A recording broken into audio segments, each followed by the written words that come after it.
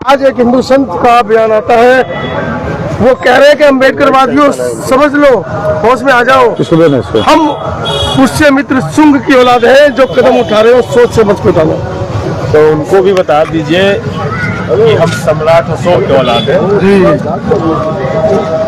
और सम्राट अशोक की औलाद है और हम सत्य हिंसा कर्मों में विश्वास रखते हैं और उनको पुष्यमित्र शुंग होने पर यदि गर्व है तो हमें सम्राट अशोक होने पे, बुद्ध के वंशज होने पे गर्व है। तलवार उठाएंगे सम्राट अशोक की तरह? बुद्ध, सम्राट अशोक ने बुद्ध का मार्ग अपनाया है जी। हम संविधान से तलवार से पहले संविधान उठाएंगे।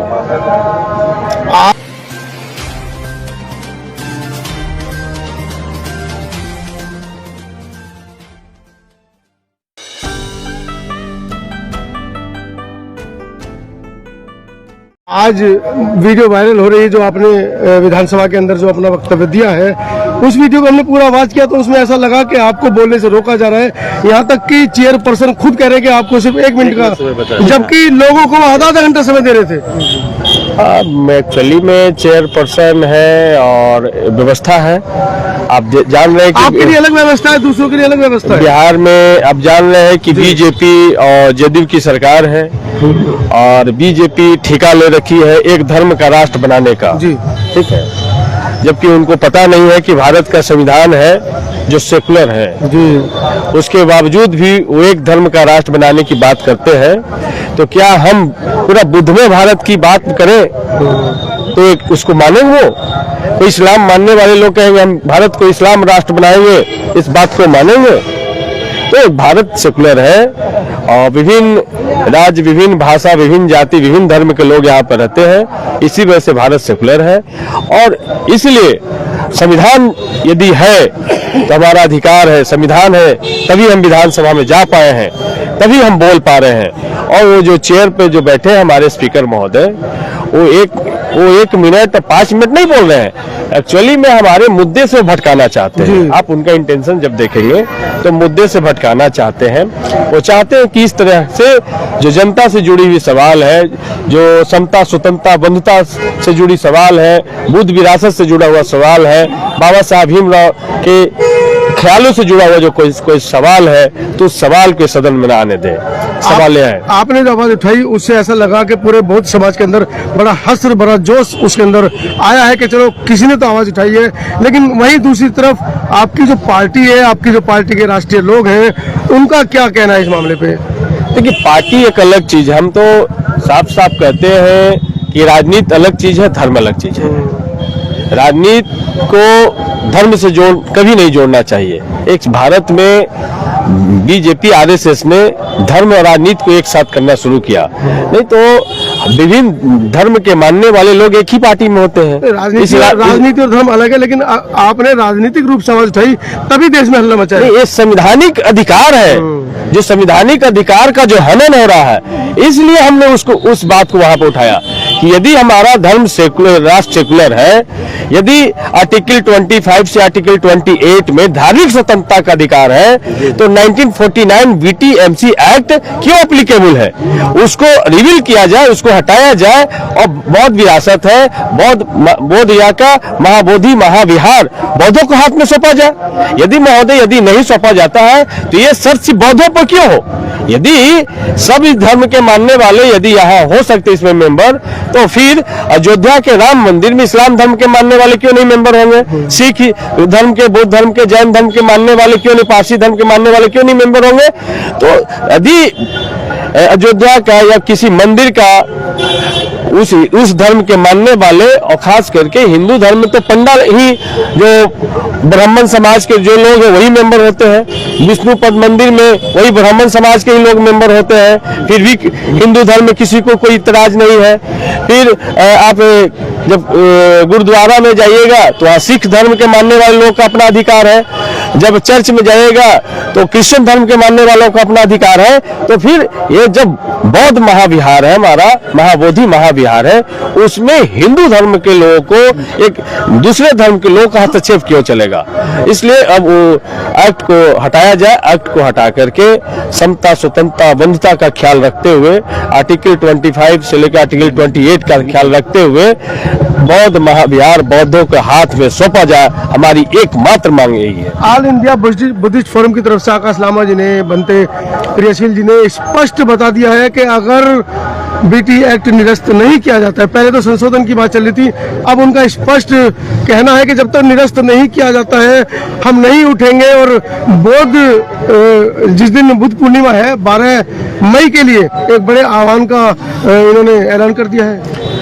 देखिए, एक चीज है, आपने देखा होगा कि भले ही मेन स्ट्रीम मीडिया ने इस आंदोलन को बहिष्कार किया जी, क्योंकि बहुजनों के हर एक आंदोलन को बहिष्कार करते हैं। 2 अप्रैल 2018 को जब SC/ST एक्ट के खिलाफ में जब देश का बहुजन सड़क पर उतरा था तो उसको भी बहिष्कार करना चाहते थे, लेकिन भारत ऐसा बंद हुआ कि उनका जहाज भी नहीं उड़ पाया, अडानी का एक जहाज नहीं उड़ पाया था, तो मजबूरन फिर उनको चलाना पड़ा उस न्यूज को।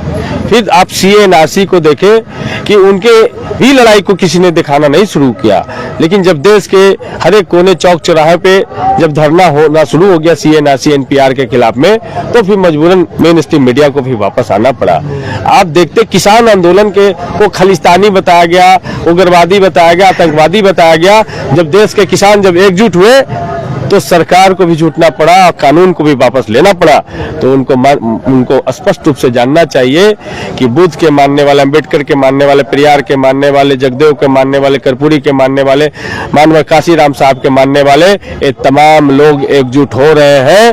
और बुद्ध पूर्णिमा के दिन तक यदि सरकार इसका अस्थायी समाधान नहीं लेकर के आती है तो फिर संख्या के बल के आधार पर लड़ाई होगी।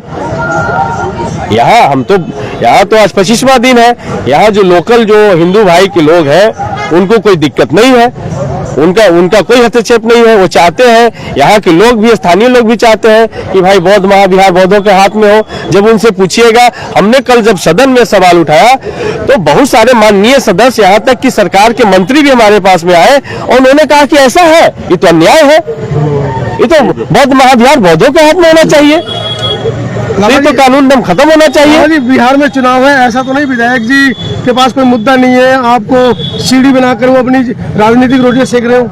देखिए, आंदोलन 1992 में भी शुरू हुई थी भंते सुरेश देसाई का अगुवाई पर। वो आंदोलन दबाई दी जाती है।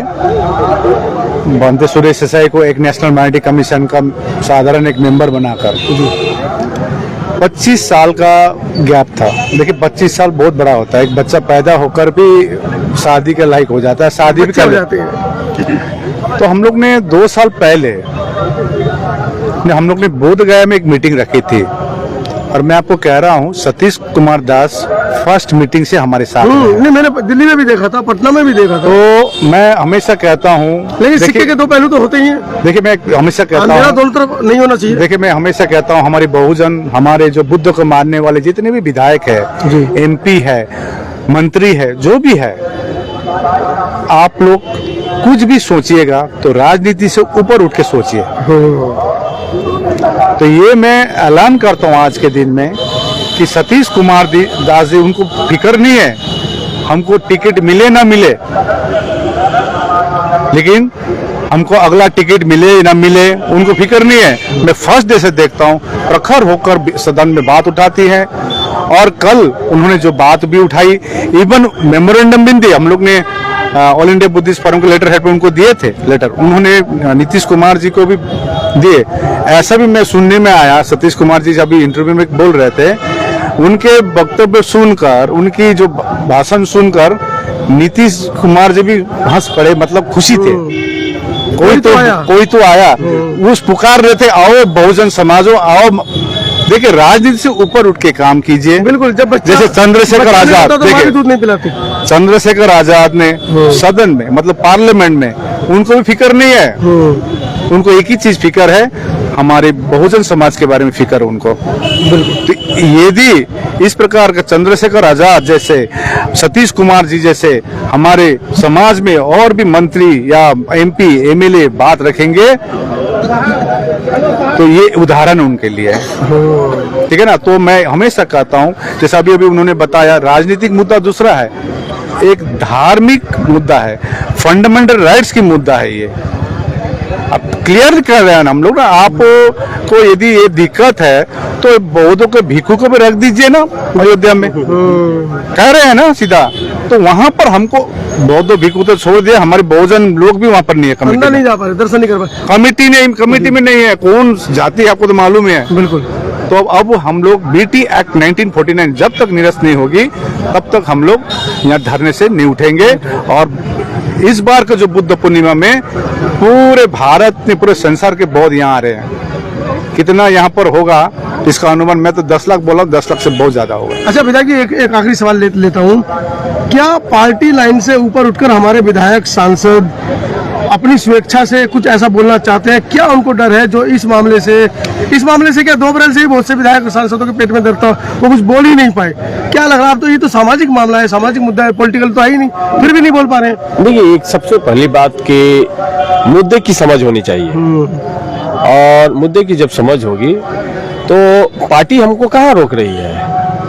जनता का बात, लोगों की बात, अल्पसंख्यक समाज की बात, किसी को दबाया जा रहा है उसकी बात, इसी के लिए तो सदन है। सदन किसके लिए है? इसी की जो दबे कुचले आवाज, जो जिनकी आवाज वहां तक नहीं पहुंच रही, उस आवाज को हमको वहां पहुंचाना है। और हमने कल वही काम किया कि भाई इतनी बड़ी एक संख्या पूरी दुनिया में, मतलब कि 200 देशों में अगर माने तो 180 देश तक के बुद्ध पहुंच चुके हैं।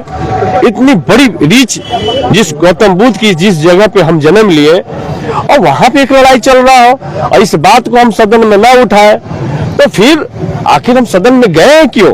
जनता का हम पर भरोसा किस लिए होगा कि जनता के सवाल हमने उठाए?